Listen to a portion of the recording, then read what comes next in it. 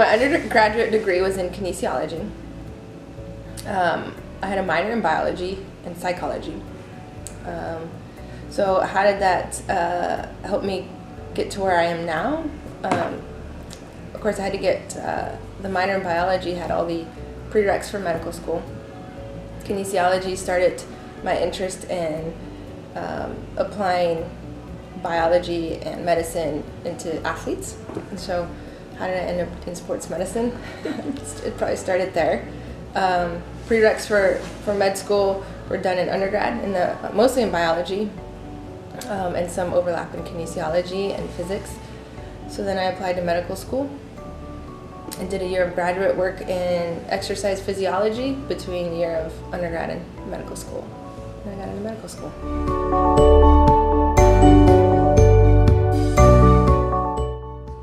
I went to Touro University, Nevada, which is an osteopathic school. So there's two different kinds of medical schools in America. So you can go to an allopathic school and get an MD or medical degree, or you can go to an osteopathic school and get a DO. And osteopathic philosophy is just a little bit different in that it integrates whole body, spirituality, and even things like injuries and psychological components of your patient into what you do as a physician. So it's just a little bit different, but I went to an osteopathic school in Nevada. How long was that? So that was 4 years. So I spent 5 years in undergrad, 1 year in graduate school in between, and then 4 years in medical school.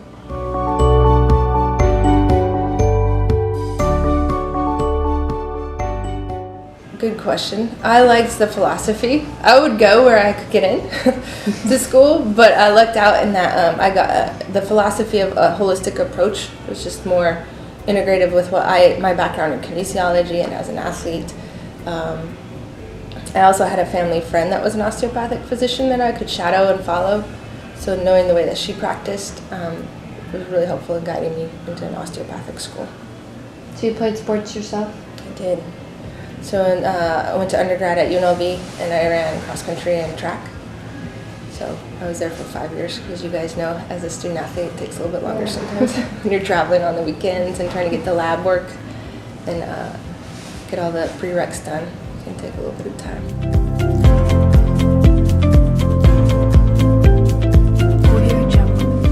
So my job is to take care of student athletes and keep them healthy. So I'm a team physician. We, myself and Dr. Bray, take care of the athletes when they're sick, they're injured. We also provide emergency care on site at all the games. And then, of course, see them 9 to 5 if they're sick or injured, sometimes on the weekends. Making sure we're following protocols and keeping up to date on guidelines for return to play, as well as just regular medical guidelines for regular people, what to do when they have the flu, keeping them up to date on vaccines, so keeping the student athletes healthy. Would you say there's a difference between like being in a hospital versus being kind of more in an athletic setting? Yeah, so when I did my training in family medicine, it's mostly hospital-based, so I spent a lot of time taking care of very sick patients in the hospital. Then you come here and you guys are all healthy, which is very nice. But there are, subtleties in the illnesses that we get to find here, and sometimes it's even more of a challenge to find what's going on with the healthy than people that are so obviously sick in the hospital. Working in the hospital, you kind of get immune to things like just death and illness, tragic diagnoses, chaos. In here, you get to know your patients, and you know what they do, and I get to know you guys, and apply even some of my care towards the way you guys individualize it. But in the hospital, you're just taking care of sick patients, so this is more enjoyable for me.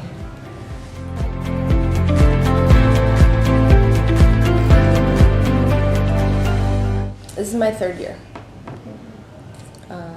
I started in, I taught medicine for a year, so when you do medicine, so I did 4 years of medical school, and then I came to Brackenridge Hospital and did 3 years of residency in family medicine.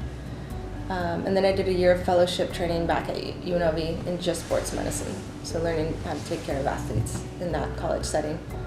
And then I taught for a year at Turo, University of Nevada. So I taught medicine, and then I came here, and I've been here now for 3 years. There's not too many people in America that get to say they're a full-time college team physician. So Dr. Bray and I are pretty lucky that way. So we don't have to try to make a living going back and forth to an office. So it's a pretty nice place to be. So how'd you end up with the position here? So as a resident at Brackenridge, I knew I wanted to be a team doctor. So at the time there was a physician, Dr. Chasse, here.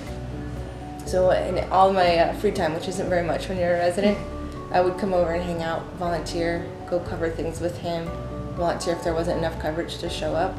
So I think they got to know me. I even met LeGuin, I met Tina Ponce at the time, Alan. And so they knew who I was, so when they needed somebody, I think they were kind enough to reach out and ask if I would be interested. So a little bit of luck, a little bit of work.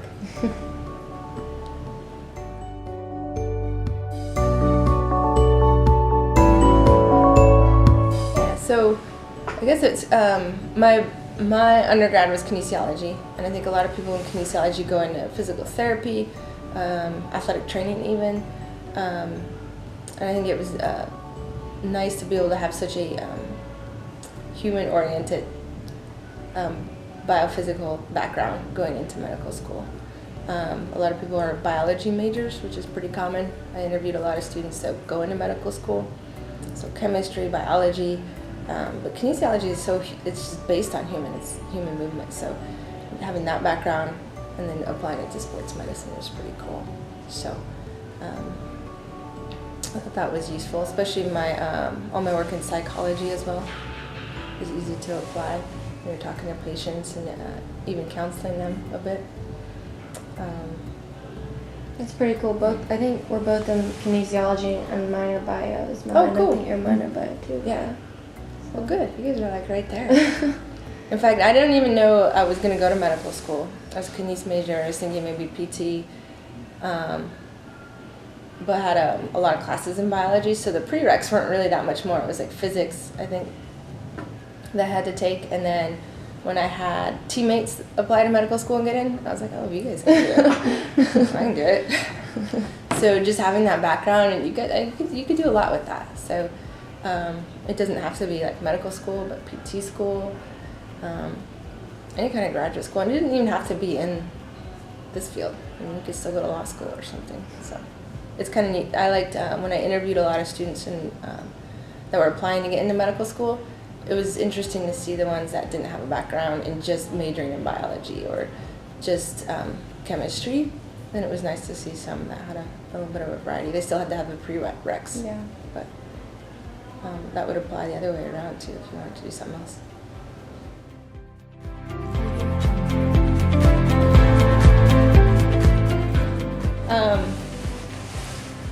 I think it's the easy thing is it's nice to help people, but it's nice to be able to help people with, I have a passion for the science and for biology, physiology, and so it was nice to be able to apply something I was good at to be able to do something good. And so medicine was just like a natural thing. Not medical school, very unnatural, very hard, but it was easy to pick a career like that. So,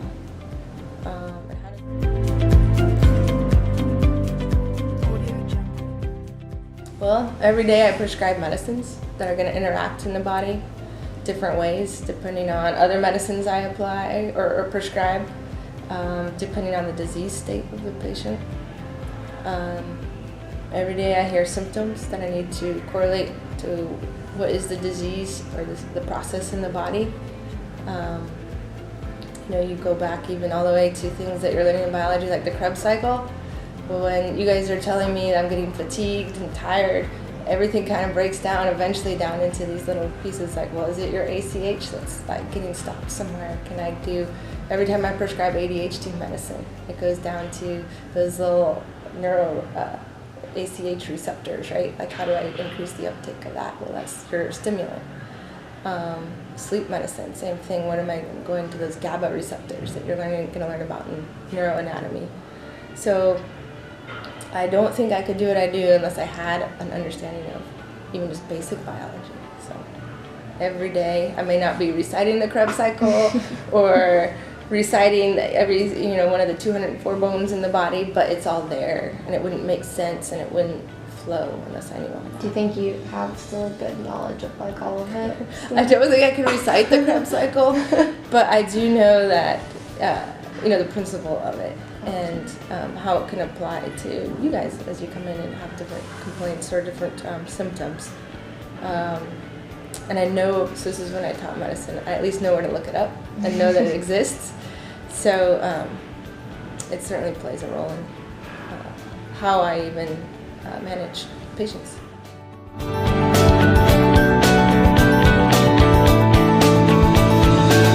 So I know it's funny as you get into medical school, each part of your life, it doesn't get harder. It just becomes a different, challenge. So now I could work 60 hours a week and still manage things. Well, before I had 12 hours of class, how did I have such a hard time managing things? Well, it's the first time that you really have to manage your life and manage your priorities, and mom and dad aren't telling you, you sit down and do this. You need to pay your bill now. It's all those things combined into one, and it was really challenging to make sure that I was getting those things done. And each step got a little bit harder, graduate school, medical school, but it all started right there in college. So.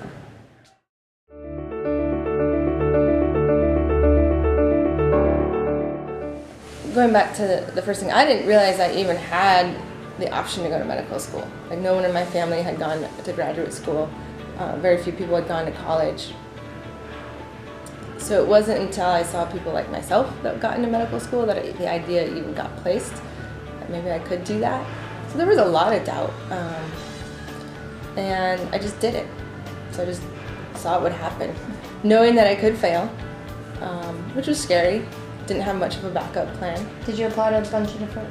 I didn't. I applied to 2 schools my first time, thinking that I was going to go ahead and apply again, and then I got into Touro University. So I applied to the 2 schools in Nevada where I was from. I think even my own dad was like, "What's your backup plan?" and so I just didn't listen to it. And there was a lot of doubt and a lot of people that could say, "Oh, you should probably go do something else." I had an advisor who said, "Yeah, you probably shouldn't do that. You should probably look into doing something else." I just didn't listen to it. I knew I could fail. I knew I would figure out something else if I did. I had that background in kinesiology and biology. I had gotten into grad school. So I knew I had other options, but I just didn't listen to other people and I just did it. Yeah, I feel like with athletics, like the athletic advisors always want you to take the easiest route with academics. They're just like, oh, just get through it, I'm like, I just don't want to do that. Right, and that's exactly what it was. It was an advisor in the athletic program. I was like, you should probably pick something else to do.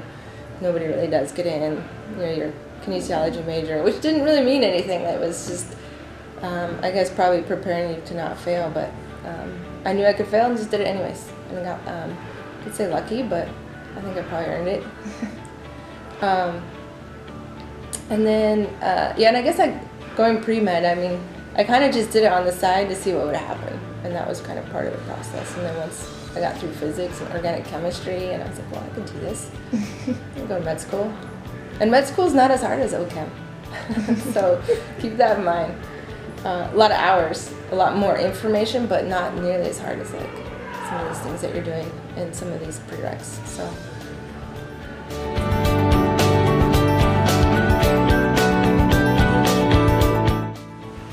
You will never ever doubt working hard. You'll never regret that. Like, you'll never look back and be like, oh, I wish I didn't work so hard. I wish I didn't learn that. And keep your options open. Don't let somebody tell you can't do something. Even if it's outside that realm. Let's say you get 3rd, 4th year and you're like, no, I don't want to do a health profession. I want to go to law school. I want to help people that way. Don't listen if they say, no, you can't do that. You can make it happen. So find something that you do enjoy doing, though. If you enjoy doing it, you won't work a day in your life, right? You've heard that before. Do you enjoy it a lot? I do. Yeah. I do. You get to travel with some of the teams too. Yeah. Yeah, there's not too many physicians that get to just cool. block out their schedule and go to Kansas City or China. Did you go to China? Yeah, I went to China with the men's basketball team this year. So That's cool. yeah, there's not too many physicians that get to do that. I feel like it's like a really unique job for Mm-hmm. that you have. Yeah, it's pretty Definitely. cool. And I think there'll be more of us in the future. I think that people are starting to recognize how important it is to have a primary care sports medicine doctor available to athletes, and how much it can improve the health of the athletes too. So we're not just shipping you guys all off to consultants all the time, and Bray and I get to keep an eye on you too. So. Audio Jungle. Link on campus. Would you care if it's I on don't know, whatever's easiest for you guys. That's cool. Okay. Is it-